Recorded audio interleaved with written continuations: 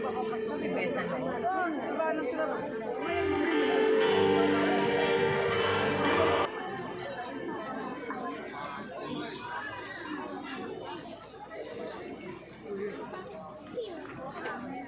Let us pray. Having been made partakers of eternal redemption, we pray, O Lord, that we who commemorate the Father of your Son may glory in the fullness of your grace and experience its continued increase of our salvation. Through Christ our Lord.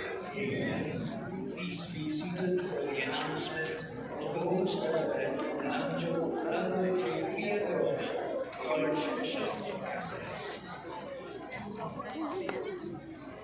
Padre nostro!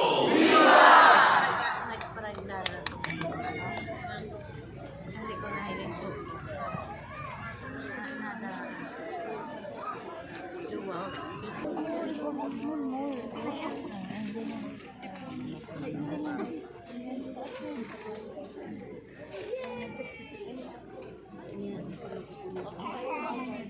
Hindi lang magpaano. Hindi ano ba ito magpala?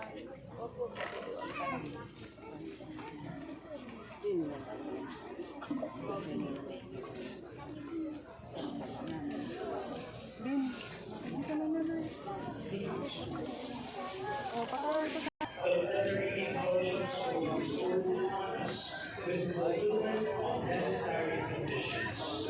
The plenary indulgence is the remission of all temporal conditions due for the sins that we have committed, the guilt of which was already been forgiven. The following conditions have to be fulfilled for the reception of the plenary indulgence. One must have the intention of receiving it. The performance of the Indulgence Act, sacramental confession, Eucharistic communion, the offering of prayers for the intentions of the Holy Family. Once again, may I request you to please stand for prayers.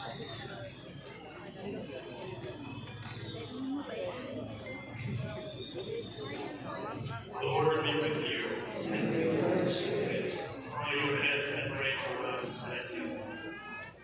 Through the merits and intercessions of the Blessed Virgin Mary, Nuestra Senora de Francia, the Apostles Peter and Paul, and all the saints in heaven, may the Almighty God have mercy on you, forgive your sins, and bring you to everlasting life.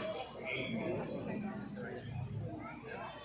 May you who have been devoutly gathered on this day carry away with you the gifts of spiritual joys and heavenly rewards. Amen. And may the blessing of Almighty God, the Father, and the Son,